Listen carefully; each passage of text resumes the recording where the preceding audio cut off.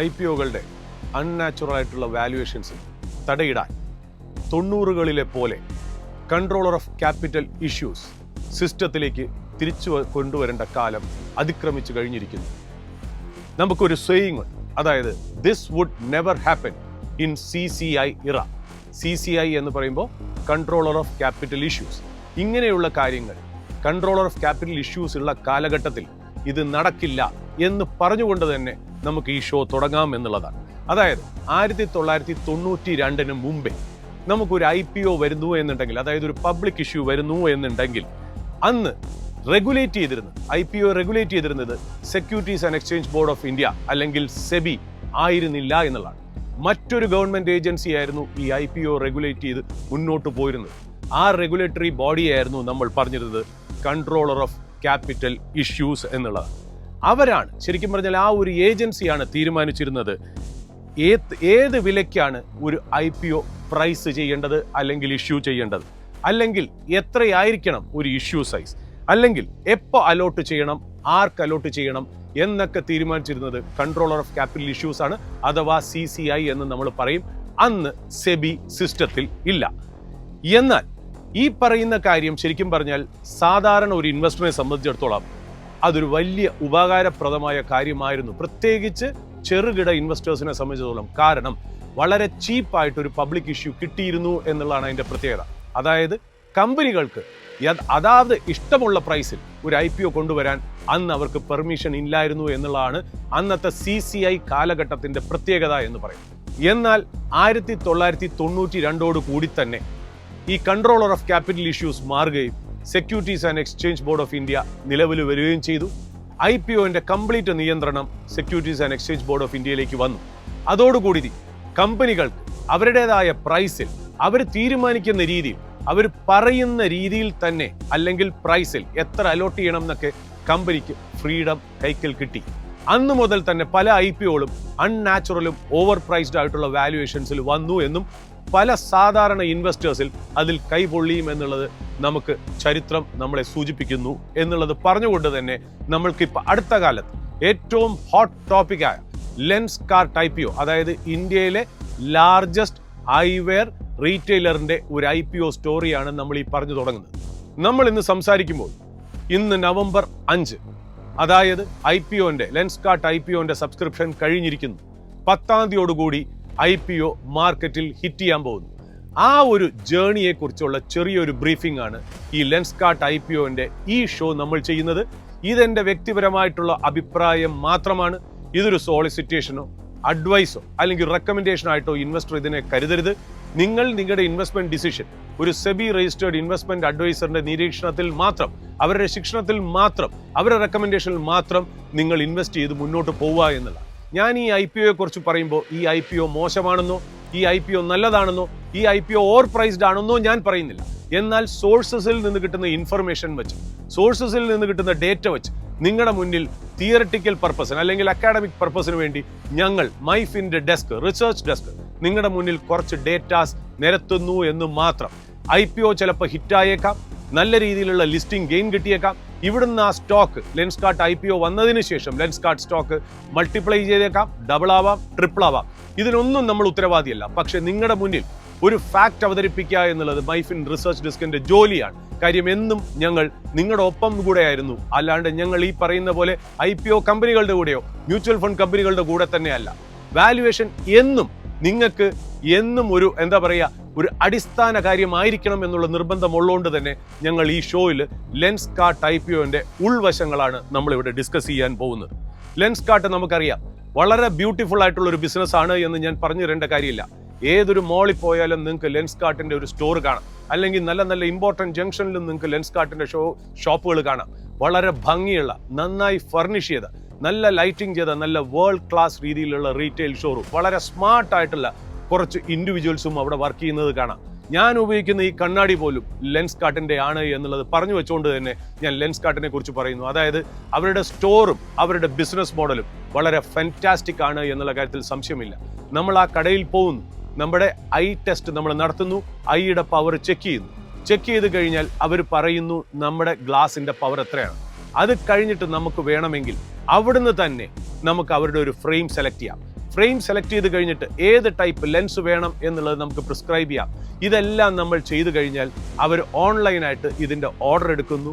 ഇത് ശരിക്കും പറഞ്ഞാൽ അവിടുന്ന് ഒരു സെൻട്രൽ ഏരിയയിൽ നിന്ന് നിങ്ങളുടെ ഫ്രെയിം ഗ്ലാസ് ഫിറ്റ് ചെയ്ത് നിങ്ങളിലേക്ക് എത്തുന്നു. അതിന് നല്ല ഹൈടെക് സപ്ലൈ ചെയിനും അവർക്ക് ഉണ്ട് എന്നുള്ളതാണ്. നിങ്ങൾക്കൊന്നില്ലെങ്കിൽ നിങ്ങൾക്ക് ഫിസിക്കലായിട്ട് സ്റ്റോറിൽ പോയി ആ ഒരു ഐറ്റം നിങ്ങൾക്ക് പിക്കപ്പ് ചെയ്യാം, അല്ലെങ്കിൽ ഇ-കോമേഴ്സ് വഴി നിങ്ങളുടെ വീട്ടിൽ ഡെലിവറി ചെയ്യുന്നതുമാണ്. ഇങ്ങനത്തെ രീതിയിലുള്ള ഒരു ബിസിനസ് മോഡലാണ് ശരിക്കും പറഞ്ഞാൽ ലെൻസ് കാർട്ടിന്റെ. അതായത് നിങ്ങൾ എങ്ങനെയാണോ ഒരു കണ്ണാടി മേടിക്കുന്നത് അല്ലെങ്കിൽ ഒരു ലെൻസ് മേടിക്കുന്നത്, കണ്ണിന്റെ പവർ ചെക്ക് ചെയ്യുന്നത്, ഇതെല്ലാം പുതിയ രീതിയിലേക്ക് ഹൈ ടെക്നോളജി രീതിയിലേക്ക് ആക്കിയ ഒരു ഡിസ്റപ്റ്റീവ് ആയിട്ടുള്ള ഒരു ബിസിനസ് മോഡലായിരുന്നു ലെൻസ് കാർട്ട് എന്ന് പറയുന്നത്. ഇത് കൂടാതെ തന്നെ സൺഗ്ലാസസിന്റെ വിൽപ്പനയും ലെൻസ് കാർട്ടിലുണ്ട്. അതുകൂടാതെ കോണ്ടാക്ട് ലെൻസസിന്റെ ക്ലീനിങ് സൊല്യൂഷൻസ്, കളേർഡ് ആയിട്ടുള്ള കോണ്ടാക്ട് ലെൻസസ്, ലെൻസ് ക്ലീൻ ചെയ്യാനായിട്ടുള്ള സൊല്യൂഷൻ എന്നിങ്ങനെ ഏതായാലും ഒരു ഐ വെയർ സെക്ഷൻ ആവശ്യമുള്ള എല്ലാ കാര്യങ്ങളും ലെൻസ് കാർട്ടിൽ കിട്ടും. വളരെ ഭംഗിയായിട്ടുള്ള ഒരു ബിസിനസ്, നല്ല രീതിയിൽ നടക്കുന്ന ഒരു ബിസിനസ്. ഇതിലൊന്നും നമുക്ക് യാതൊരു രണ്ടാമത്തെ ഒരു അഭിപ്രായം അല്ലെങ്കിൽ മറ്റൊരു അഭിപ്രായം ഇതിനെക്കുറിച്ച് ഇല്ല എന്നുള്ളതാണ്. എന്നാൽ ഇതിൽ നമ്മൾ സംസാരിക്കാൻ പോകുന്ന ഒരു കാര്യം എന്ന് പറയുന്നത്, ഏതായാലും നമുക്ക് അതിൻ്റെ ആ വശങ്ങളിലേക്ക് പോകുന്നതിന് മുമ്പേ IPOന്റെ ഡീറ്റെയിൽസിനെ കുറിച്ച് നമുക്കൊന്ന് സംസാരിക്കാം. ഞാൻ ഈ പറയുമ്പോൾ 5 നവംബർ ആണ്, 10-ാം തീയതിയാണ് ലിസ്റ്റ് ചെയ്യുന്നത്. IPOന്റെ സബ്സ്ക്രിപ്ഷൻ കഴിഞ്ഞു. അതുകൊണ്ട് ഞാൻ ഈ തരുന്ന ഡേറ്റ എല്ലാം പാസ്റ്റ് ഡേറ്റയാണ് എന്നുള്ള വിശ്വാസം നിങ്ങൾക്ക് വേണം. അതായത് ഇഷ്യൂ ഓപ്പൺ ചെയ്ത് 31-ാം തീയതി ഒക്ടോബർ 2025, ഇഷ്യൂ ക്ലോസ് ചെയ്ത് 4th നവംബർ 2025, അലോട്ട്മെന്റ് നടക്കുന്നത് 6th നവംബർ 2025, അതായത് നാളെയാണ് അലോട്ട്മെന്റ് നടക്കുന്നത്. ലിസ്റ്റിംഗ് നടക്കുന്നത് 10-ാം തീയതി 10th നവംബർ 2025. ലോട്ട് സൈസ് 37 ഷെയർസ് ആണ് ലോട്ട് സൈസ്. പ്രൈസ് ബാൻഡ് 382-നും 402-നും ഒരു ഷെയർ. അതാണ് അവർ നിശ്ചയിച്ചിരിക്കുന്ന പ്രൈസ് ബാൻഡ് എന്ന്. നമുക്ക് ഇനി IPO ഡീറ്റെയിൽസിൽ ഈ കമ്പനിയുടെ റെഡ് ഹെറിംഗ് പ്രോസ്പെക്ടസിൽ പറഞ്ഞിരിക്കുന്ന കാര്യങ്ങൾ തന്നെ നമുക്കൊന്ന് വിശകലനം ചെയ്തു പോവാം.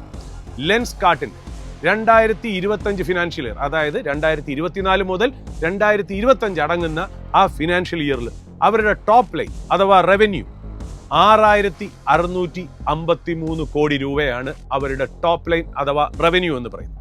അവരുടെ ബോട്ടം ലൈൻ നോക്കാം, അതായത് അവരുടെ നെറ്റ് പ്രോഫിറ്റ് 297 കോടി. എന്നാൽ നമുക്ക് ഈ 297 കോടി എന്ന് പറയുന്ന നെറ്റ് പ്രോഫിറ്റ് കുറച്ചുകൂടെ ഒന്ന് ഡീപ്പായിട്ട് വിശകലനം ചെയ്യുമ്പോൾ നമുക്ക് മനസ്സിലാവുന്നത്, അതിനകത്ത് ഈ നെറ്റ് പ്രോഫിറ്റ് 167 കോടിയുടെ ഒരു വൺ ടൈം ഗെയിൻ ഉണ്ട്. വൺ ടൈം ഗെയിൻ എന്ന് പറയുമ്പോൾ വല്ലപ്പോഴും കിട്ടുന്ന, ഒരു പ്രാവശ്യം മാത്രം കിട്ടുന്ന ഒരു ഗെയിൻ. അത് കാരണമാണ് ഇതിന്റെ നെറ്റ് പ്രോഫിറ്റ് 297 കോടിയായി കാണപ്പെടുന്നത്. എന്നാൽ ശരിക്കുമുള്ള ഇതിന്റെ നെറ്റ് പ്രോഫിറ്റ്, അതായത് ഓപ്പറേഷൻസ് മുഖാന്തരം അവരുണ്ടാക്കിയിരിക്കുന്ന നെറ്റ് പ്രോഫിറ്റ് എന്ന് പറയുന്നത് 130 കോടി രൂപയാണ് എന്നുള്ളതാണ് അതിനകത്ത് ആദ്യം തന്നെ ശ്രദ്ധിക്കേണ്ട ഒരു പോയിന്റ്. ഇവരുടെ IPOന്റെ സൈസ് നോക്കാം. അതായത് എത്ര രൂപയാണ് അവർ കളക്ട് ചെയ്യുന്നത്, അതായത് കമ്പനി കളക്ട് ചെയ്യാൻ പോകുന്ന IPO സൈസ് അല്ലെങ്കിൽ ഓഫർ സൈസ് എന്ന് പറയുന്നത് 7278 കോടി ഇൻ ടോട്ടൽ. ആ 7278 കോടിയിൽ 2 വിഭാഗങ്ങൾ. ഒരു വിഭാഗം എന്ന് പറയുന്നത് ഫ്രഷ് ഇഷ്യൂ ആണ്. ആ ഫ്രഷ് ഇഷ്യൂ എന്ന് പറയുമ്പോൾ ആ റേസ് ചെയ്യുന്ന ക്യാപിറ്റൽ നേരിട്ട് കമ്പനിക്കകത്തേക്ക് പോകുന്നു, കമ്പനിയുടെ ആവശ്യങ്ങൾക്ക് യൂസ് ചെയ്യും.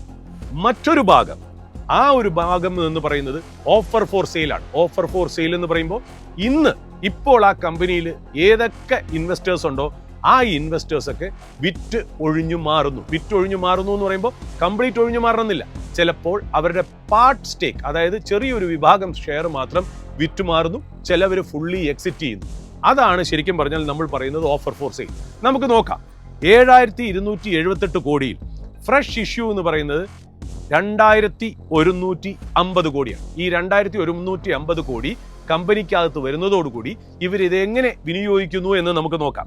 അവരുടെ റീറ്റെയിൽ എക്സ്പാൻഷൻ, പല സ്റ്റോറുകൾ എക്സ്പാൻഡ് ചെയ്ത് പോകാൻ വേണ്ടിയിട്ട് ഇതിൽ നിന്നും 864 കോടി അവർ യൂസ് ചെയ്യും എന്നാണ് അവർ കമ്പനിയുടെ പ്രോസ്പെക്ടസിൽ അവർ പറയുന്നത്.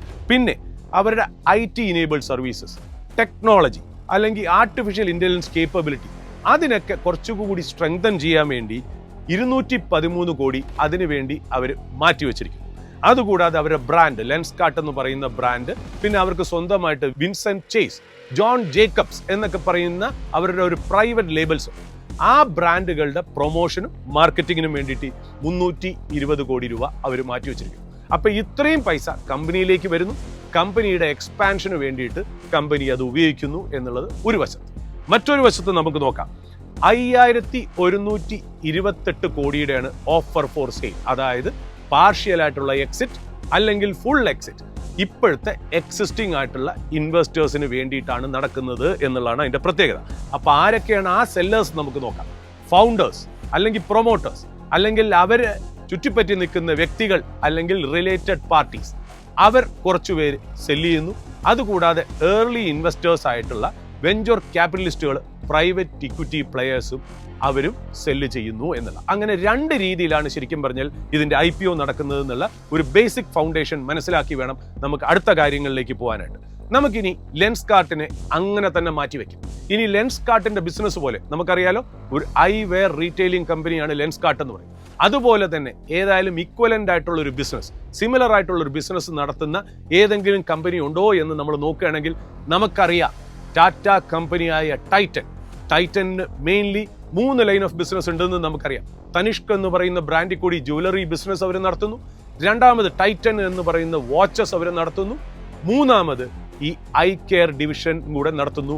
അതിനെ നമ്മൾ പറയുന്നു ടൈറ്റൻ i+ എന്നുള്ള പേരിലാണ് അത് അറിയപ്പെടുന്നത് എന്നുള്ളത്. അപ്പോൾ ടാറ്റ എന്ന് പറയുന്ന ടൈറ്റൻ കമ്പനിയുടെ ഒരു പോർഷൻ, ഒരു വെർട്ടിക്കൽ, ഒരു സെക്ടർ ഈ ലെൻസ്കാർട്ട് ചെയ്യുന്നത് പോലെ തന്നെ ഐവെയർ ആൻഡ് റിലേറ്റഡ് ആക്സസറീസിന്റെ ഒരു റീറ്റെയിലിംഗ് ആണ് നടത്തുന്നത് എന്നുള്ളതാണ് ഇതിനകത്തുള്ള ഒരു കമ്പാരിസൺ നമ്മൾ പറഞ്ഞു വെക്കുന്നത് എന്നുള്ള.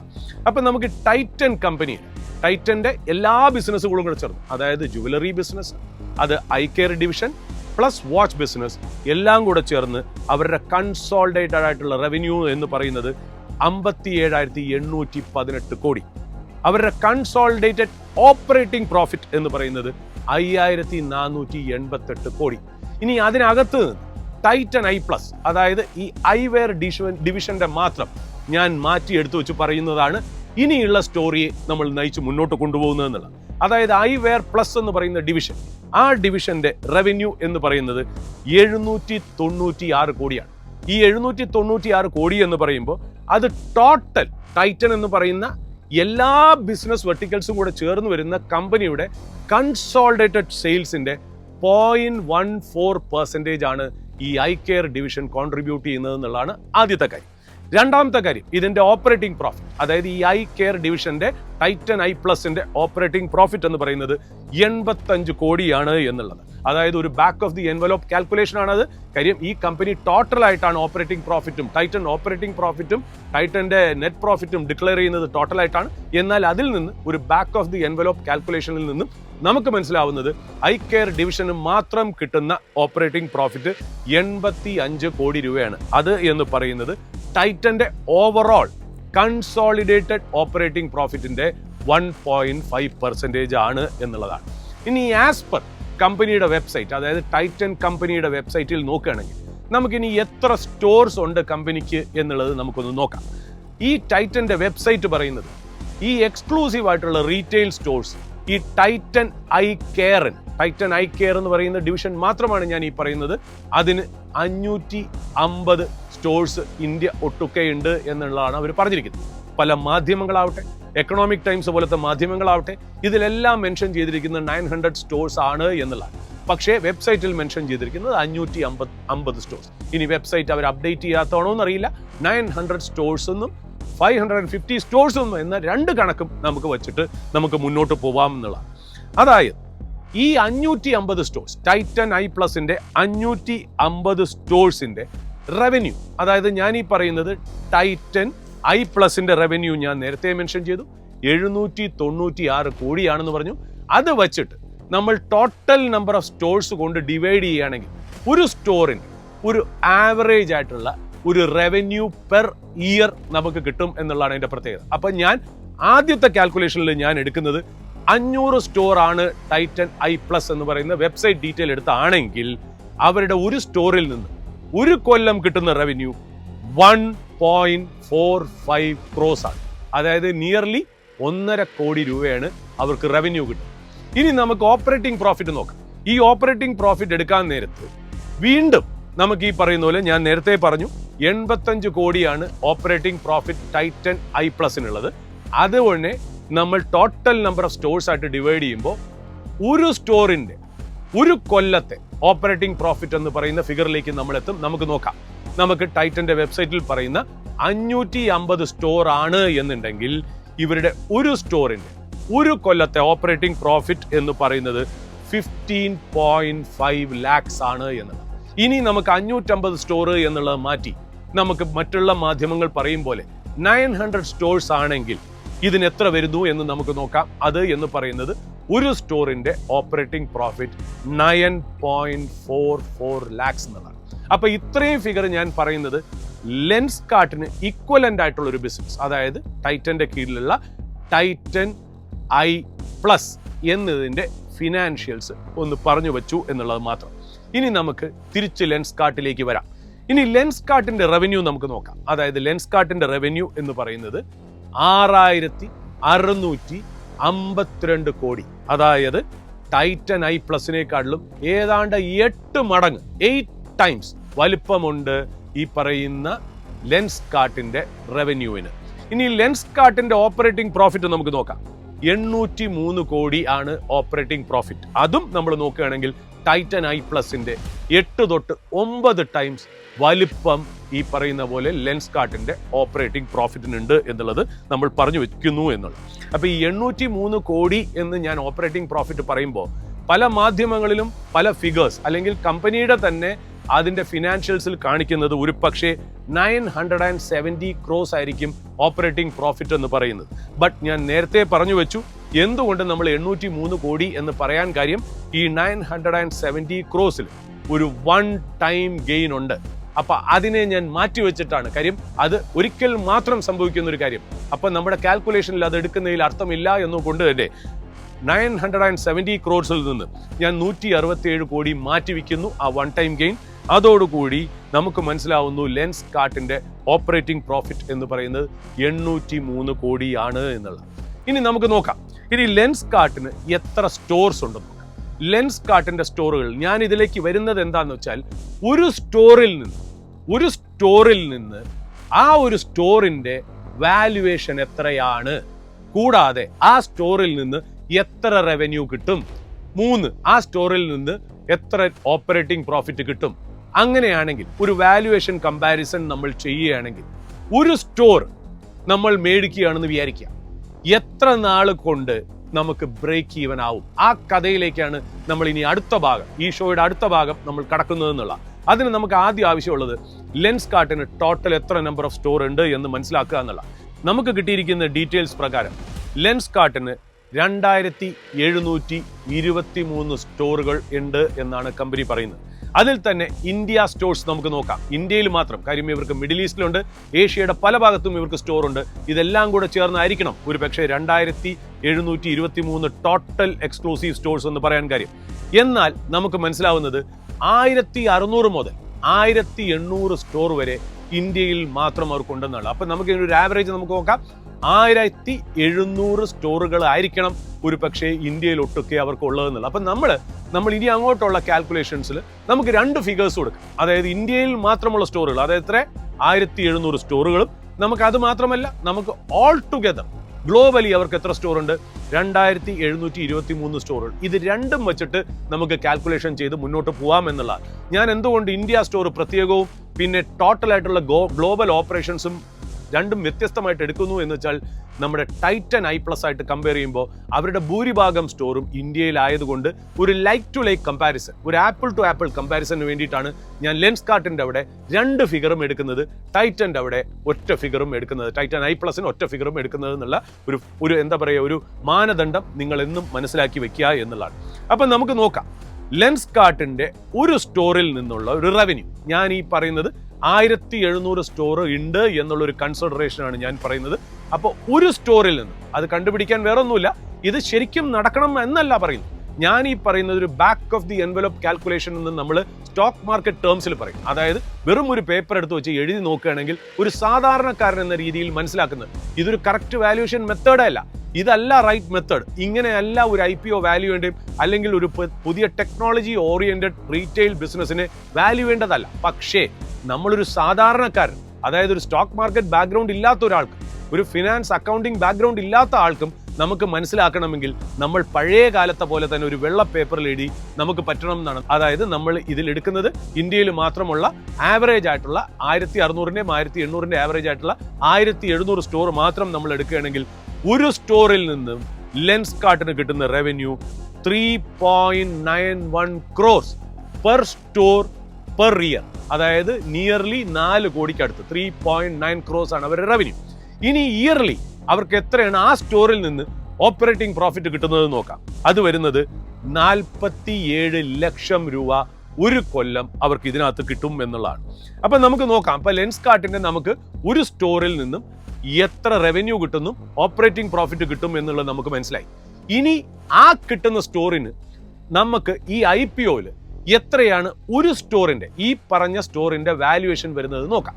നമുക്ക് ഈ ലെൻസ്കാർട്ട് IPO വന്നു കഴിഞ്ഞ് ലിസ്റ്റ് ചെയ്യുമ്പോൾ ഇത് ശരിക്കും പറഞ്ഞാൽ എത്ര കോടി രൂപ മാർക്കറ്റ് ക്യാപ്പ് എന്നാണ്. മാർക്കറ്റ് ക്യാപ്പ് എന്ന് പറയുന്നത് നമ്മൾ ആ കമ്പനിയുടെ ലിസ്റ്റ് ചെയ്യുന്ന പ്രൈസ് മൾട്ടിപ്ലൈഡ് ബൈ ആ കമ്പനിയുടെ total number of shares. Total number of shares എന്ന് പറഞ്ഞാൽ പ്രൊമോട്ടർ ഹോൾഡ് ചെയ്യുന്നതും ഡൊമസ്റ്റിക് ഇൻസ്റ്റിറ്റ്യൂഷൻ ഇൻവെസ്റ്റേഴ്സ് ഹോൾഡ് ചെയ്യുന്നതും ഫോറിൻ ഇൻസ്റ്റിറ്റ്യൂഷൻ ഇൻവെസ്റ്റേഴ്സ് ഹോൾഡ് ചെയ്യുന്നതും പ്രൈവറ്റ് ഇക്വിറ്റി ഹോൾഡ് ചെയ്യുന്നതും വെഞ്ചർ ക്യാപിറ്റൽ ഹോൾഡ് ചെയ്യുന്നതും നമ്മളെ പോലത്തെ റീറ്റെയിൽ ഇൻവെസ്റ്റേഴ്സും ഹോൾഡ് ചെയ്യുന്ന 100% of the shares multiplied by അതിന്റെ ലിസ്റ്റിംഗ് പ്രൈസിനെയാണ് മാർക്കറ്റ് ക്യാപ്പ് അഥവാ മാർക്കറ്റ് ക്യാപിറ്റലൈസേഷൻ എന്ന് പറയുന്നത്. അപ്പം നമ്മൾ കമ്പനിയുടെ ഒരു വാല്യുവേഷൻ, അത് നമ്മൾ ഇൻവെസ്റ്റിംഗ് ടേംസിൽ പറയുന്നത് എന്താ പറയുക, ഒരു കമ്പനിയുടെ മാർക്കറ്റ് ക്യാപ്പ് 10,000 കോടിയാണെന്ന് വെച്ചാൽ അതിന്റെ അർത്ഥം നമ്മുടെ പോക്കറ്റിൽ 10,000 കോടി ഉണ്ടെങ്കിൽ ഇത് കൊണ്ടുവന്ന് ആ കമ്പനിക്കോ അതിന്റെ പ്രൊമോട്ടറിനോ കൊടുക്കുന്നെങ്കിൽ ആ കമ്പനി നമുക്ക് മേടിക്കാൻ പറ്റും.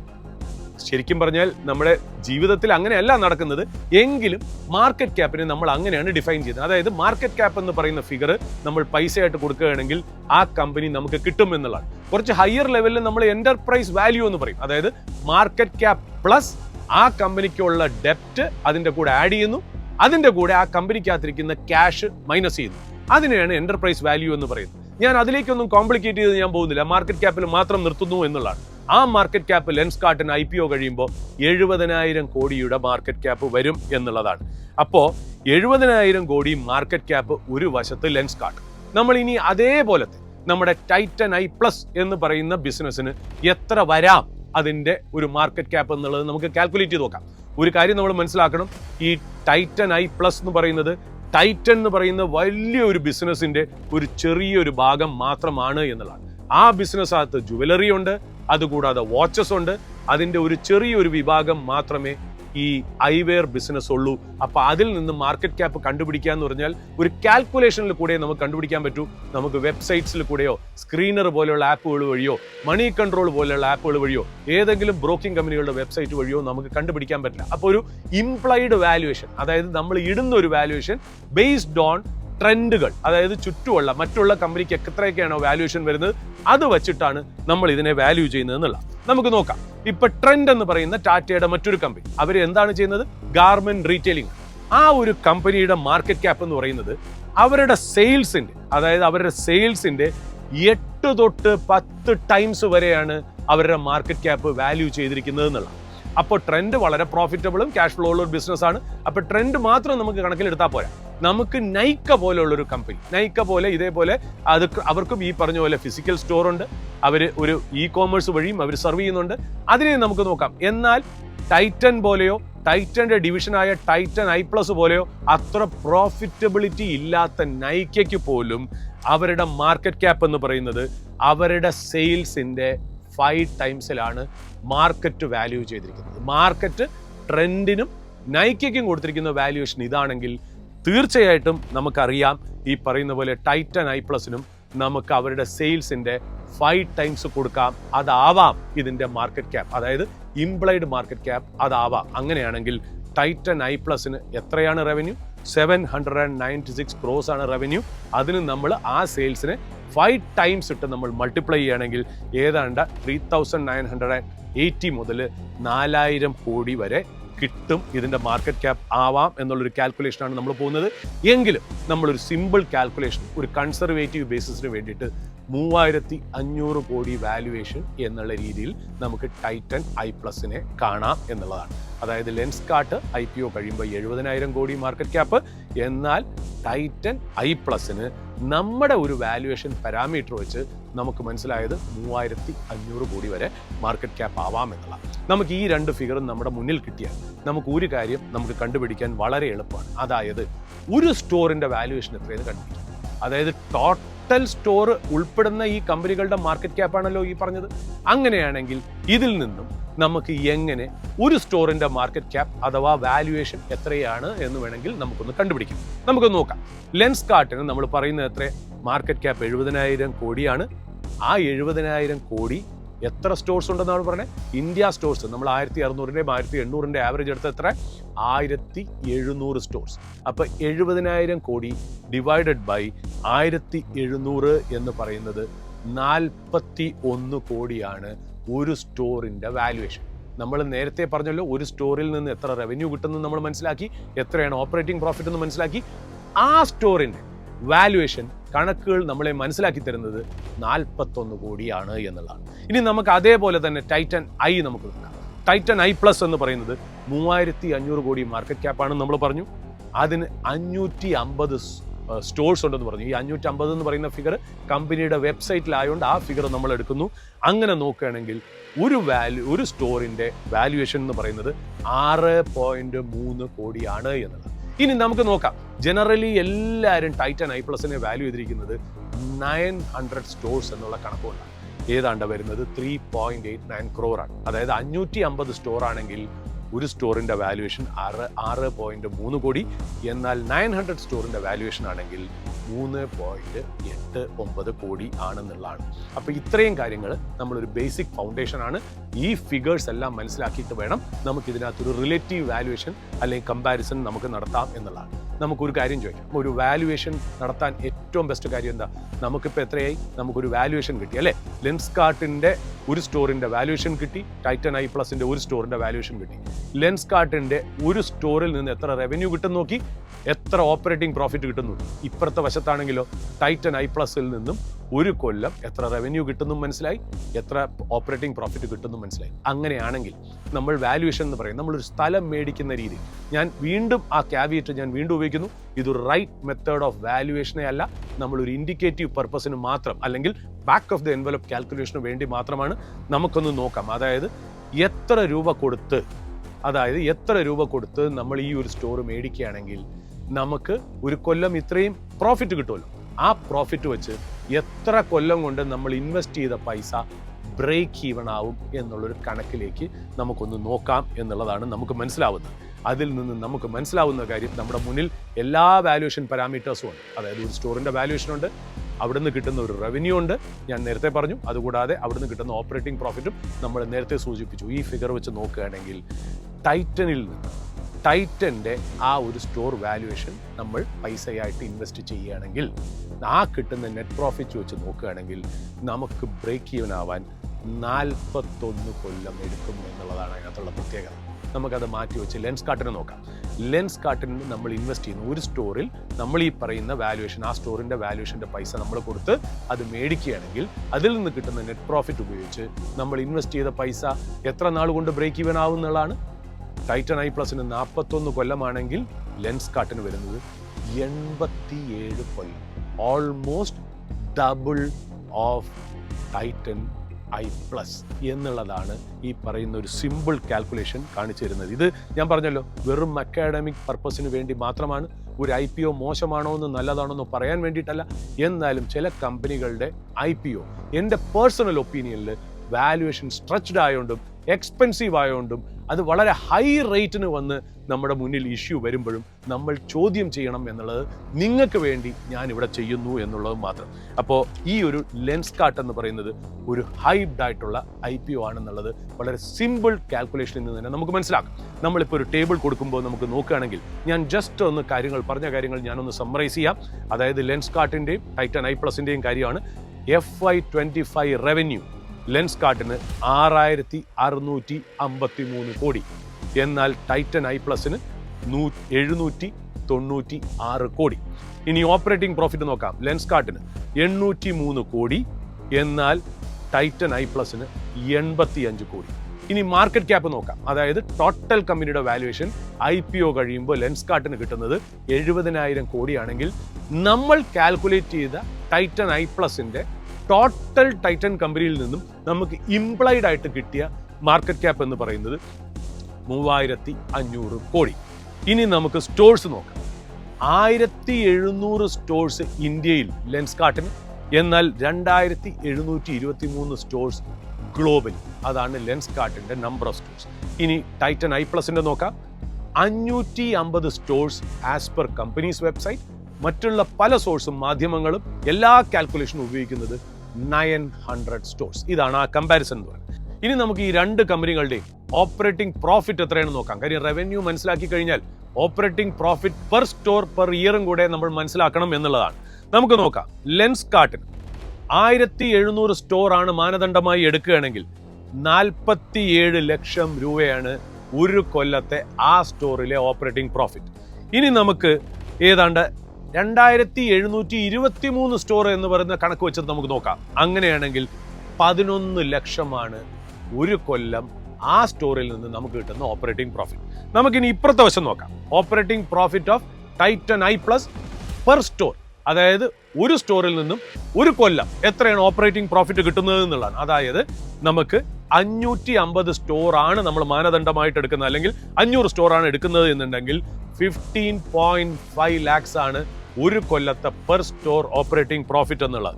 നമുക്കിനി എല്ലാവരും പറയും പോലെ 900 സ്റ്റോഴ്സ് എന്നുള്ള വാല്യുവേഷൻ വെച്ചിട്ടാണ് നമുക്ക് നോക്കുന്നതെങ്കിൽ ഒരു സ്റ്റോറിൽ നിന്നും ഒരു കൊല്ലം കിട്ടുന്ന ഓപ്പറേറ്റിംഗ് പ്രോഫിറ്റ് 9.4 ലാക്സ് എന്നുള്ളതാണ്. ഇനി നമുക്ക് വാല്യുവേഷൻസ് നോക്കാം. ഒരു സ്റ്റോറിന്റെ വാല്യുവേഷൻ രണ്ട് കമ്പനിക്കും എത്രയാണെന്ന് നോക്കാം. ലെൻസ്കാർട്ടിന്റെ വാല്യുവേഷൻ പെർ സ്റ്റോർ എന്ന് പറയുന്നത് 1700 സ്റ്റോർ വെച്ചിട്ടാണ് നമ്മളത് കാൽക്കുലേറ്റ് ചെയ്യുന്നതെങ്കിൽ ഒരു സ്റ്റോറിന്റെ വാല്യുവേഷൻ എത്ര വരും? 41 കോടി രൂപ വാല്യുവേഷൻ. ഓക്കെ, ആ മാർക്കറ്റ് ക്യാപ്പിനെ നമ്മൾ ഇനി 2723 സ്റ്റോഴ്സ് കൊണ്ടാണ് നമ്മൾ ഡിവൈഡ് ചെയ്യണമെങ്കിൽ എത്ര വരും? 26 കോടി ആയിരിക്കും ഒരു സ്റ്റോറിന്റെ വാല്യുവേഷൻ. നമുക്കിനി ഇപ്പുറത്തോട്ട് വരാം. അതായത് ടൈറ്റൻ ഐ പ്ലസ് മറ്റുള്ള സോഴ്സസ് പറയുന്ന 900 സ്റ്റോഴ്സ് ആണ് എന്നുണ്ടെങ്കിൽ ഏതാണ്ട് 3.89 crore ആണ് ഒരു സ്റ്റോർ ടൈറ്റൻ ഐ പ്ലസിന്റെ വാല്യുവേഷൻ എന്ന് പറയുന്നത്.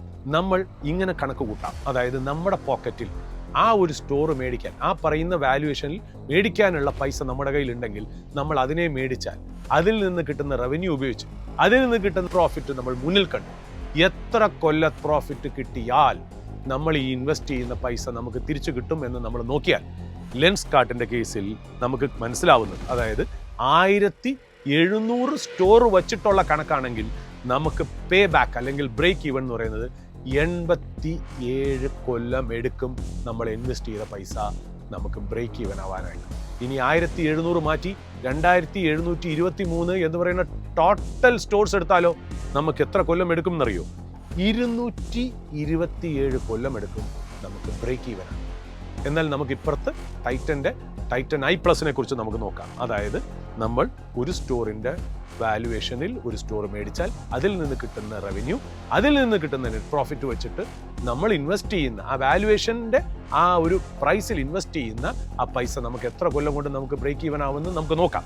അതായത് 500 തൊട്ട് 550 സ്റ്റോർ ആണ് നമ്മുടെ മാനദണ്ഡമെങ്കിൽ 41 കൊല്ലം കൊണ്ടായിരിക്കാം നമ്മൾ ബ്രേക്ക് ഈവൻ ആവുന്നത്. ഇനി അഥവാ മറ്റുള്ള മാധ്യമങ്ങൾ പറയുന്ന പോലെ 900 സ്റ്റോഴ്സ് ആണ് മാനദണ്ഡമെങ്കിൽ നമുക്ക് 20 കൊല്ലം കൊണ്ട് എടുക്കാം. അതായത് എത്ര റവന്യൂ ആയിക്കോട്ടെ, എത്ര ഓപ്പറേറ്റിംഗ് പ്രോഫിറ്റ് ആയിക്കോട്ടെ, എത്ര ആണെങ്കിലും സ്റ്റോഴ്സ് ആണെങ്കിലും നമ്മൾ ഈ കാൽക്കുലേഷൻ നോക്കുമ്പോൾ ഈ ഇയേഴ്സ് കാണിക്കുന്നത് ടൈറ്റൻ ഐ പ്ലസിനെക്കാട്ടിലും വളരെ വലിയ ഓവർ വാല്യുവേഷൻ ആണ് ലെൻസ്കാർട്ട് IPO എന്ന് നമുക്ക് നിസ്സംശയം പറയാം എന്നുള്ളതാണ്. ലെൻസ്കാർട്ടിനെ അങ്ങനെയാണോ വാല്യൂ ചെയ്യേണ്ടത്? അതൊരു ടെക് കമ്പനി ആയിട്ടാണോ വാല്യൂ ചെയ്യേണ്ടത്? വെറും ടൈറ്റൻ ഐ പ്ലസിനെ വെറും റീറ്റെയിലർ ആയിട്ടാണോ വാല്യൂ ചെയ്യുന്നതെന്നൊക്കെ മറ്റുള്ളൊരു വിഷയം. അത് നമുക്ക് പിന്നെ സംസാരിക്കും. കാര്യം ആ ഒരു കാര്യങ്ങൾ നമ്മളിവിടെ കൊണ്ടുവരുന്നില്ല എന്നുള്ളത് നമ്മൾ മനസ്സിലാക്കണം. അതുകൊണ്ട് ചിലപ്പോൾ ചില വ്യക്തികൾ അല്ലെങ്കിൽ ചില പ്രേക്ഷകർ നമ്മുടെ അടുത്ത് ചോദിച്ചേക്കാം, അതായത് ഈ പറയുന്ന പോലെ ലെൻസ്കാർട്ട് എന്ന് പറഞ്ഞാൽ ഒരു ടെക് IPO ആണെന്നൊക്കെ പറയാം. ആയിരിക്കാം, അത് ഞാൻ ഇവിടെ ഡിസ്കൗണ്ട് ചെയ്യുന്നില്ല എന്ന് മാത്രം, അത് തൽക്കാലം ഞാൻ മാറ്റി വെക്കുന്നു. നമുക്കിനി ടൈറ്റൻ ഐ പ്ലസിനെയും ലെൻസ്കാർട്ടിനെയും ഒന്ന് ജനറലി നമുക്കൊന്ന് വിശകലനം ചെയ്യാം. ബാലൻസ് ഷീറ്റ് നോക്കുകയാണെങ്കിൽ ടൈറ്റൻ ഐ പ്ലസിന്റെ ക്ലീൻ ബാലൻസ് ഷീറ്റ്, എന്നാൽ ലെൻസ്കാർട്ടിനാണെങ്കിലോ ഡൈല്യൂഷൻ ഹെവി, അതായത് ഇക്വിറ്റി ഭയങ്കരമായിട്ട് ഡൈല്യൂട്ട് ചെയ്ത ഒരു ചരിത്രം ലെൻസ്കാർട്ടിന് ഉണ്ടെന്നുള്ള. പ്രൊമോട്ടർ ആരാണ് ടൈറ്റൻ ഐ പ്ലസിന്? ടാറ്റാസ് ആണ് എന്നുള്ളതാണ് ഒരു പ്രത്യേകത. എന്നാൽ ലെൻസ്കാർട്ടിന്റെ ആരാണ്? കുറച്ച് പ്രൈവറ്റ് ഫസ്റ്റ് ജനറേഷൻ ഓൺട്രപ്രനേഴ്സും വെഞ്ചർ ക്യാപിറ്റലിസ്റ്റുകളും പ്രൈവറ്റ് ഇക്വിറ്റീസുമാണ് ഇതിന്റെ പ്രൊമോട്ടേഴ്സും ഫൗണ്ടേഴ്സും എന്ന് പറയുന്നത്. ഇനി ടൈറ്റൻ ഐ പ്ലസിന്റെ equity dilution over a period of time എങ്ങനെ ഇക്വിറ്റി ഡൈല്യൂട്ട് ചെയ്ത് നോക്കാം. വളരെ മിനിമലാണ്. അതായത് ഇക്വിറ്റി ഡൈല്യൂട്ട് ചെയ്ത് ഫണ്ട് റേസ് ചെയ്ത് ഗ്രോ ചെയ്യേണ്ട ഒരു ഗതികേട് ടൈറ്റൻ ഐ പ്ലസിന് വന്നിട്ടില്ല എന്നുള്ളതാണ്. എന്നാൽ ലെൻസ്കാർട്ടിനാണെങ്കിലോ അത് തന്നെയാണ് പതിവ്. ലെൻസ്കാർട്ടിന് വളരെ ഫ്രീക്വന്റ് ആയിട്ടുള്ള ഒരു ഡൈല്യൂഷൻ ഉണ്ടെന്നുള്ള. ഡെപ്റ്റ് ടു ഇക്വിറ്റി നോക്കാം. ടൈറ്റൻ ഐ പ്ലസിന് വിർച്വലി 0 എന്നാണ് നമ്മൾ വിശ്വസിക്കുന്ന കാര്യം. ടോട്ടൽ ടൈറ്റന്റെ ഒരു ചെറിയൊരു ഡിവിഷൻ മാത്രമാണല്ലോ. അതുകൊണ്ട് ഓരോ ഡിവിഷൻ എത്രയാണ് ഡെപ്റ്റ് എന്ന് കമ്പനി ക്വാണ്ടിഫൈ ഇട്ടില്ല. പക്ഷേ എന്നാലും നമ്മൾ നോക്കുകയാണെങ്കിൽ വിർച്വലി ഡെറ്റ് ഫ്രീ ആണെന്നുള്ളത് മനസ്സിലാക്കും. എന്നാൽ ലെൻസ്കാർട്ടിന് നോക്കുകയാണെങ്കിൽ 0.4 ടൈംസ് ആണ്. അതായത് ഫണ്ടിങ് ഡിപ്പെൻഡ് ചെയ്തിട്ടാണ് അവരെ ഡെപ്റ്റ് ഇക്വിറ്റി വരുന്നത് എന്നുള്ളതാണ് അവിടുത്തെ ഒരു കണ്ടീഷൻ എന്ന് പറയുന്നത്. ഇനി ക്യാഷ് കൺവേർഷൻ നോക്കാം. അതായത് cash flow from operations to profit after tax നോക്കുകയാണെങ്കിൽ 90% ആണ് ടൈറ്റൻ ഐ പ്ലസിന് എന്നുള്ളത്. എന്നാൽ ലെൻസ്കാർട്ടിന് 50% താഴെയാണ് എന്നുള്ളതാണ്. ഇനി ROC return on capital employed നോക്കാം. നമുക്ക് ടൈറ്റൻ ഐ പ്ലസിന് ഹെൽത്തി ആയിട്ടുള്ള 20%, ലെൻസ്കാർട്ടിന് 7% താഴെയാണ് എന്നുള്ളത്. ഇതിൽ നിന്ന് നമുക്ക് നിസ്സംശയമായിട്ട് പറയാനുള്ളൊരു കാര്യമുണ്ട്. അതായത് Titan eye plus is backed by profit and not promise എന്നുള്ളത് നമുക്ക് തീർച്ചയായിട്ടും നമുക്ക് പറഞ്ഞു വെക്കാം. Titan eye is a business and Lenskart is a belief. Lenskart എന്ന് പറയുന്നത് ഒരു വിശ്വാസം മാത്രമാണ്. ടൈറ്റൻ ഐ പ്ലസ് എന്നുകൊണ്ട് വളരെ റിയൽ ആയിട്ടുള്ള ഒരു ക്യാഷ് ഫ്ലോ തരുന്ന ഒരു ബിസിനസ് ആണെന്നൂടെ പറഞ്ഞു വെക്കാം. ഇനി ഇൻട്രസ്റ്റിംഗ് പാർട്ട് അതിനകത്ത് ഇതൊന്നുമല്ല. അതായത് IPOക്ക് അവർ പോയി, IPO ഇൻവെസ്റ്റേഴ്സ് അത് അപ്ലൈ ചെയ്തു. അതിനൊരു ആങ്കർ പോർഷൻ. ഈ ആങ്കർ പോർഷൻ എന്ന് പറഞ്ഞാൽ ഒരു IPOന്റെ ഈ ലെൻസ്കാർട്ടിന്റെ കാര്യത്തിൽ 45% ആങ്കർ ഇൻവെസ്റ്റേഴ്സ് ആണ് സബ്സ്ക്രൈബ് ചെയ്യുന്നത് എന്നുള്ള. ഈ ആങ്കർ ഇൻവെസ്റ്റേഴ്സ് ഓൾ ടുഗദർ എനിക്ക് തോന്നുന്നു 147 ആങ്കർ ഇൻവെസ്റ്റേഴ്സ്. ഇവരെല്ലാം കൂടെ ചേർന്ന് 3268 കോടി 3268 crore ആണ് ലെൻസ്കാർട്ട് IPOയിൽ ഇൻവെസ്റ്റ് ചെയ്തേക്കുന്നത്. അതായത് ആ ആങ്കർ ഇൻവെസ്റ്റേഴ്സിൽ തന്നെ നമ്മൾ കുറച്ചുകൂടി ഡീപ്പായിട്ട് നോക്കുകയാണെങ്കിൽ ആ ആങ്കർ ഇൻവെസ്റ്റേഴ്സിന്റെ 35% മ്യൂച്വൽ ഫണ്ടുകളാണ്. അതായത് 21 mutual fund asset management companies ആണ് ഈ ആങ്കർ പോർഷൻ സബ്സ്ക്രൈബ് ചെയ്തിരിക്കുന്നത്. അതായത് ആ ഇൻഡസ്ട്രി, മ്യൂച്വൽ ഫണ്ട് ഇൻഡസ്ട്രിയുടെ പകുതി ആൾക്കാരും ഇതിനകത്ത് പാർട്ടിസിപ്പേറ്റ് ചെയ്തു. അതായത് 21 മ്യൂച്വൽ ഫണ്ട് അവരുടെ 59 സ്കീമുകളിൽ കൂടെയാണ് അവർ ഈ ആങ്കർ പോർഷൻ, ലെൻസ്കാർട്ട് IPOന്റെ ആങ്കർ പോർഷൻ അവർ സബ്സ്ക്രൈബ് ചെയ്തതെന്നുള്ള. നമുക്ക് കുറച്ച് കമ്പനികൾ AMCs, അതായത് അസറ്റ് മാനേജ്മെന്റ് കമ്പനി അഥവാ മ്യൂച്വൽ ഫണ്ടുകൾ ഏതാണെന്ന് നമുക്ക് നോക്കാം. കോട്ടക് AMC അവരുടെ 7 സ്കീംസിൽ കൂടെ 125 കോടി ഈ IPOയിൽ ഇൻവെസ്റ്റ് ചെയ്തിട്ടുണ്ട്. ICICI Prudential 3 സ്കീമിൽ കൂടി 125 കോടി. HDFC മ്യൂച്വൽ ഫണ്ട് 3 സ്കീമിൽ കൂടി 125 കോടി. SBI മ്യൂച്വൽ ഫണ്ട് 2 സ്കീമിൽ കൂടി 125 കോടി. ആക്സിസ് മ്യൂച്വൽ ഫണ്ട് 6 സ്കീമുകളിൽ കൂടി 110 കോടി ഇൻവെസ്റ്റ് ചെയ്തിട്ടുണ്ട്. Aditya Birla Sun Life asset management company 5 സ്കീമിൽ കൂടി 110 കോടി ഇൻവെസ്റ്റ് ചെയ്തിട്ടുണ്ട് എന്നുള്ളതാണ്. ഏതൊക്കെ മ്യൂച്വൽ ഫണ്ട് കമ്പനികളാണ് ഈ IPOനെ അവോയ്ഡ് ചെയ്തതെന്നും കൂടെ നമ്മൾ മനസ്സിലാക്കേണ്ടത്. അതായത് ഓവർ വാല്യൂഷൻ ആണെന്ന് മനസ്സിലാക്കി മാറി നിൽക്കുന്ന ചില കമ്പനികളെ അല്ലെങ്കിൽ ചില മ്യൂച്വൽ ഫണ്ട് AMC കമ്പനികളെ നമുക്ക് നോക്കാം. Parag Parikh, PPFAS, Nippon, UTI, Tata, Invesco, Helios ഇത്രയും മ്യൂച്വൽ ഫണ്ടുകൾ മാറി നിന്നു. ഏതാണ്ട് മറ്റുള്ള മ്യൂച്വൽ ഫണ്ട് പകുതിയോളം മ്യൂച്വൽ ഫണ്ട് ഇൻഡസ്ട്രിയുടെ ആൾക്കാർ, ഞാൻ ചിലത് മാത്രമേ മെൻഷൻ ചെയ്തെന്നുള്ളൂ, ഇത് ഇത്രയും പേര് അതിനകത്ത് ഇൻവെസ്റ്റ് ചെയ്തു എന്നുള്ളതാണ്. ഈ ടൈറ്റനും ലെൻസ്കാർട്ടും തമ്മിലുള്ള ഇത് ഞാനൊരു കാവിയേറ്റ് ആയിട്ട് മാത്രം നിങ്ങൾ കണക്കാക്കുക. നമ്മൾ ഇതിനൊരു എക്സാക്ട് വാല്യുവേഷൻ മെത്തേഡായിട്ട് നിങ്ങൾ ഇതിനെ വിചാരിക്കുകയേ വേണ്ട. നമ്മൾ ജസ്റ്റ് ഒന്ന് ഇതിന്റെ ഒരു വാല്യുവേഷൻ മൾട്ടിപ്പിൾസ് നിങ്ങളുടെ മുന്നിൽ ഒന്ന് ഒരു back of the envelope calculation ആയിട്ട് അവതരിപ്പിക്കാൻ മാത്രമാണ്. അതായത് ഇതിലെ ശരിക്കും പറഞ്ഞാൽ നമ്മൾ വളരെ ക്ലിയർ ആയിട്ട് നോക്കുകയാണെങ്കിൽ ഉണ്ടല്ലോ, അതായത് ലെൻസ്കാർട്ടിന്റെ ടോട്ടൽ മാർക്കറ്റ് ക്യാപ്പ് 70,000 കോടി, അവരുടെ ടോട്ടൽ സ്റ്റോഴ്സ് എന്ന് പറയുന്നത് ഗ്ലോബലി 2723 സ്റ്റോഴ്സ്. അപ്പൊ അതിൽ നിന്ന് ശരിക്കും പറഞ്ഞാൽ ഒരു സ്റ്റോറിന്റെ വാല്യുവേഷൻ 26 കോടി ആകുന്നു. അങ്ങനെയാണെങ്കിൽ ഒരു സ്റ്റോറിന് ഒരു കൊല്ലത്തിൽ എത്ര റവന്യൂ കിട്ടുന്നു നമ്മൾ നോക്കി. 2.4 crore ആണ് റവന്യൂ കിട്ടുന്നത്. എന്നാൽ ഓപ്പറേറ്റിംഗ് പ്രോഫിറ്റ് എത്രയാണ്? വെറും തുച്ഛമായ 11 ലക്ഷം. അപ്പൊ നമ്മളൊന്ന് ആലോചിച്ച് നോക്കുക. അതായത് നമ്മൾ 26 കോടി കൊടുത്ത് ലെൻസ്കാർട്ടിന്റെ ഒരു സ്റ്റോർ മേടിക്കുകയാണെങ്കിൽ ഒരു കൊല്ലം നമുക്ക് 11 ലക്ഷം രൂപ പ്രോഫിറ്റ് കിട്ടുകയാണെങ്കിൽ ആ പ്രോഫിറ്റ് ഉപയോഗിച്ച് ഇൻവെസ്റ്റ് ചെയ്ത് 26 രൂപ അല്ലെങ്കിൽ 26 കോടി രൂപ നമുക്ക് തിരിച്ചു കിട്ടാൻ 27 കൊല്ലം എടുക്കും എന്നുള്ളതാണ്.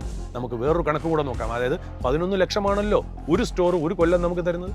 അത് നമുക്ക് ഏതാണ്ട് എല്ലാ കൊല്ലവും 50% വെച്ച് ഇൻക്രീസ് ചെയ്താണ്. അതായത് സെയിൽസ് ഇൻക്രീസ് ചെയ്യണ ഒരു കണക്ക് കൂടെ എടുത്ത് നമ്മൾ നോക്കുകയാണെങ്കിൽ പോലും നമുക്ക് മനസ്സിലാവുന്നത് നമ്മൾ ഇൻവെസ്റ്റ് ചെയ്യുന്ന ഒരു സ്റ്റോറിൽ വേണ്ടിയിട്ട് ആ വാല്യൂഷനിൽ ഇൻവെസ്റ്റ് ചെയ്യുന്ന 26 കോടി രൂപ നമുക്ക് റിക്കവർ ചെയ്യാൻ 17 കൊല്ലവും 5 മാസവും എടുക്കും എന്നുള്ളതാണ് വളരെ സിമ്പിൾ ആയിട്ടുള്ള ഒരു കാൽക്കുലേഷൻ എന്ന് പറയുന്നത്. അപ്പോൾ നിങ്ങൾ ആരെങ്കിലും 25-26 കോടി രൂപ കൊടുത്ത് ഏതാണ്ട് 225 കൊല്ലം കൊണ്ടോ അല്ലെങ്കിൽ 17 കൊല്ലവും 5 മാസവും കൊണ്ട് ബ്രേക്ക് ഈവൻ ആവുന്ന ഏതെങ്കിലും ഒരു ബിസിനസ് മേടിക്കോ എന്നുള്ളതാണ് നമ്മുടെ ഇവിടുത്തെ ചോദ്യം. നമ്മൾ ഇവിടെ പറഞ്ഞു വരുന്നത് ലെൻസ്കാർട്ട് IPOന്റെ അൺനാച്ചുറൽ ആയിട്ടുള്ള ഓവർ പ്രൈസ്ഡ് ആയിട്ടുള്ള വാല്യുവേഷൻ നമ്മൾ നിങ്ങൾക്ക് കാണിക്കാൻ വേണ്ടി മാത്രമാണ് നമ്മൾ ഈ പറഞ്ഞതെന്നുള്ള. നമ്മൾ ഒരു കാര്യം കൂടെ പറഞ്ഞു, മ്യൂച്വൽ ഫണ്ടുകൾ ഈ അൺനാച്ചുറൽ വാല്യുവേഷനായ IPOനെ മേടിച്ചിട്ട് ആരെയൊക്കെ പൈസക്കാരാക്കി നമുക്ക് നോക്കണ്ടേ, അതായത് ആരെയൊക്കെ എത്ര ടൈംസ് റിച്ചറാക്കി നോക്കണ്ടേ. അതായത് പ്രൊമോട്ടർ ഫാമിലിയിലെ പീയൂഷ് ബൻസലിനെ നമ്മൾ 21 ടൈംസ് റിച്ചറാക്കും, നേഹ ബൻസലിനെ 53 ടൈംസ് റിച്ചറാക്കും, അമിത് ചൗധരിയെ 49% നമ്മൾ റിച്ചറാക്കും, 49 ടൈംസ്, ശതമാനമല്ല. സുമിത് കപാഹിയെ 49 ടൈംസ് നമ്മൾ റിച്ചറാക്കും. ഇനി നമുക്ക് വെഞ്ചർ ക്യാപിറ്റലിസ്റ്റുകളെയും പ്രൈവറ്റ് ഇക്വിറ്റിയെയും നോക്കണ്ടേ. നമ്മൾ പ്രേംജി ഇൻവെസ്റ്റ്മെന്റ്സ്, അസീം പ്രേംജിയുടെ, അതായത് വിപ്രോന്റെ പ്രൊമോട്ടറായ പ്രേംജി ഇൻവെസ്റ്റ്മെന്റ്സ് എന്ന് പറയുന്ന ആ ഫാമിലി ഓഫീസിനെ നമ്മൾ 16 ടൈംസ് റിച്ചറാക്കും മ്യൂച്വൽ ഫണ്ട്സ് ഇൻവെസ്റ്റ് ചെയ്തിട്ട്.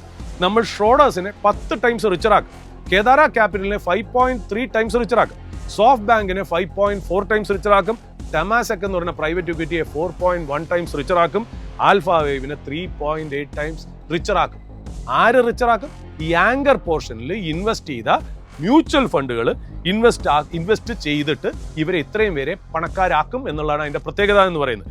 നമ്മുടെ മുന്നിൽ ഈ പറയുന്ന മ്യൂച്വൽ ഫണ്ട് കമ്പനികളുടെ ഫണ്ട് മാനേജേഴ്സ് നമ്മളെ എന്തെല്ലാം TV-യിലും മാധ്യമങ്ങളിലും ഒന്ന് പഠിപ്പിക്കുന്നു.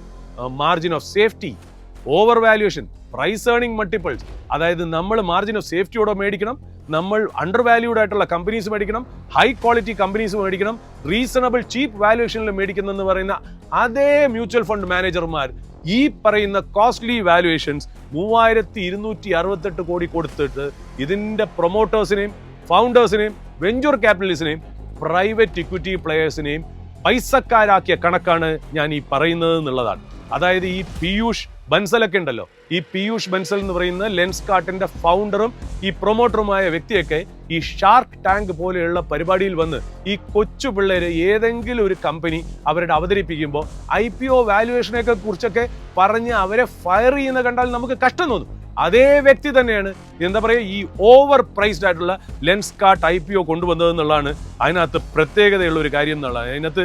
ഇതിനകത്ത് ആ കമ്പനിയുടെ ആ ലെൻസ്കാർട്ട് IPOന്റെ DRHP, അതായത് ഡ്രാഫ്റ്റ് റെഡ് ഹെറിംഗ് പ്രോസ്പെക്ടസ് നമ്മളൊന്ന് വായിച്ചു നോക്കുകയാണെങ്കിൽ, അല്ലെങ്കിൽ മറ്റുള്ള മീഡിയ സോഴ്സിൽ നിന്നും കൂടെ നമ്മൾ മനസ്സിലാവുമ്പോൾ ഈ പീയൂഷ് 2025 ജൂലൈ, അതായത് 18 തൊട്ട് 24 ജൂലൈ 2025 ഇദ്ദേഹം ഏതാണ്ട് 220 കോടിക്ക്, ടോട്ടൽ 220 കോടിക്ക് 52 രൂപ പെർ ഷെയറിന് എക്സിസ്റ്റിംഗ് പ്രൊമോട്ടേഴ്സിനെ അദ്ദേഹം മേടിച്ചു എന്നാണ്. എക്സിസ്റ്റിംഗ് പ്രൊമോട്ടേഴ്സ് ആരാ?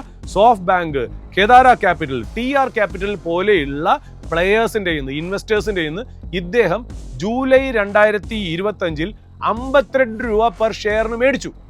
എന്നിട്ട് 3 മാസം കഴിയുമ്പോൾ എന്താണ്? 3 മാസം കഴിയുമ്പോൾ അതിന്റെ വാല്യുവേഷൻ എത്രയായി? ആ 3 മാസം കഴിയുമ്പോൾ, അതായത് ഈ 52 രൂപ പെർ ഷെയർ മേടിക്കുമ്പോൾ ആ കമ്പനിക്ക് ജൂലൈയിൽ ഉണ്ടായിരുന്ന വാല്യുവേഷൻ എത്രയാണെന്നറിയോ? 8700 കോടി. എന്നാൽ IPOക്ക് തൊട്ടു മുമ്പേ അവരുടെ വാല്യുവേഷൻ എത്ര? IPO ഒരു വാല്യൂ ചെയ്തിരിക്കുന്നത് എത്ര? 70,000 കോടിക്ക്. അതായത് 52 രൂപയ്ക്ക് 3 മാസം മുമ്പേ മേടിച്ച പീയൂഷ് ബൻസലിന്റെ ഷെയർസിന്റെ ഇന്നത്തെ വില 382. അതായത് 8 ടൈംസ് ആണ് ലാസ്റ്റ് 3 മാസം കൊണ്ട് ആ കമ്പനിയുടെ മാർക്കറ്റ് ക്യാപ്പും ഈ പീയൂഷ് ബൻസലിന്റെ ഷെയറിന്റെ വാല്യൂവും ഗ്രോ ചെയ്തത്. ഈ 3 മാസം കൊണ്ട് എന്ത് അത്ഭുതമാണ്, എന്ത് മിറക്കിളാണ് അതിനകത്ത് സംഭവിച്ചത്. 8 ടൈംസ് വാല്യുവേഷൻ ഇൻക്രീസ് ചെയ്യാൻ വേണ്ടിയിട്ട് നടന്നതെന്ന് എനിക്കറിയില്ല, അത് നമുക്കാർക്കും അറിയില്ല. അതിന് ഉത്തരം അതിന്റെ പ്രൊമോട്ടറിനും തരാൻ പറ്റിയില്ല എന്നുള്ളതാണ് അതിന്റെ പ്രത്യേകത എന്ന് പറയുന്നത്. കാരണം എന്താണെന്നറിയോ? ഇതിനകത്ത് നിന്ന് ഈ 3 മാസം കൊണ്ട് 8 ടൈംസ് ആവാനുള്ള കാര്യം IPOക്ക് വേണ്ടി സാധാരണക്കാരന്റെ പൈസ അവിടെ നിന്ന് IPO വഴി ഈ കമ്പനിയിലേക്ക് കൊണ്ടുവരിക, അല്ലെങ്കിൽ സ്വന്തമായിട്ട് എക്സിറ്റ് ചെയ്യുക, കുറച്ച് ഷെയർ വിൽക്കുക എന്നുള്ളത് തന്നെയാണ് നമുക്ക് മനസ്സിലാവുന്നത്. പക്ഷേ അതിന് വളം വെച്ച് കൊടുത്ത്, അതിന് ശരിക്കും പറഞ്ഞാൽ ചൂട്ട് കത്തിച്ചു കൊടുത്തത് ഇവിടെ ആരുമല്ല, ചിലപ്പോൾ റീറ്റെയിലേഴ്സും ആയിരിക്കില്ല. പകരം ആരാണ്? മ്യൂച്വൽ ഫണ്ട് കമ്പനികൾ. മ്യൂച്വൽ ഫണ്ട് കമ്പനികൾക്ക് സ്വന്തമായിട്ട് പൈസയില്ല. എന്ത് പൈസയാണ് മ്യൂച്വൽ ഫണ്ടിന്റെ കയ്യിലിരിക്കുന്നത്? നമ്മളെ പോലെ സാധാരണ റീറ്റെയിൽ ഇൻവെസ്റ്റേഴ്സിന്റെ കയ്യിൽ നിന്ന് സിസ്റ്റമാറ്റിക് ഇൻവെസ്റ്റ്മെന്റ് പ്ലാനിംഗ് എന്നും പറയുന്ന കാശ് അവരുടെ സ്വന്തം കാശല്ല, വീട്ടിൽ നിന്ന് കൊണ്ടുവന്ന കാശല്ല. ആ കാശ് ഉപയോഗിച്ച് ഈ ലെൻസ്കാർട്ട് പോലെയുള്ള IPOനെ സബ്സ്ക്രൈബ് ചെയ്ത് അതിനകത്തു നിന്നുള്ള ഇൻവെസ്റ്റേഴ്സിന് എക്സിറ്റ് കൊടുക്കാനായിരുന്നു എന്ന് പറയുന്നതാണ് ഇതിനകത്ത് ഏറ്റവും സങ്കടമായിട്ടുള്ള ഒരു കാര്യം എന്നുള്ളത്. ഈ ഷോ നമ്മൾ അവതരിപ്പിക്കാൻ കാര്യം ലെൻസ്കാർട്ട് IPO ഓവർ പ്രൈസ്ഡ് ആണെന്ന് പറയാനോ അല്ലെങ്കിൽ അത് എന്താ പറയുക നിങ്ങൾ ആരും മേടിക്കരുതെന്ന് പറയാനോ അല്ല. എന്നാൽ മ്യൂച്വൽ ഫണ്ടിന്റെ പ്രവൃത്തികൾ നിങ്ങളെ അറിയിക്കാൻ വേണ്ടി മാത്രമാണ് ഈ സ്പെഷ്യൽ ഷോ ഞങ്ങൾ ഇവിടെ ചെയ്തതെന്നുള്ളത് ഒരു ചോദ്യം മാത്രം നിങ്ങൾക്ക് വേണ്ടി ഞങ്ങൾ മാറ്റിവെക്കുന്നു. മ്യൂച്വൽ ഫണ്ട് സഹി ഹേ ആണോ എന്നുള്ളത് നിങ്ങൾ തീരുമാനിക്കണം എന്ന് പറഞ്ഞുകൊണ്ട് നമുക്ക് ഇനിയും കാണാം മറ്റൊരു സ്റ്റോറിയായി മറ്റൊരു ഷോയിൽ. Good bye.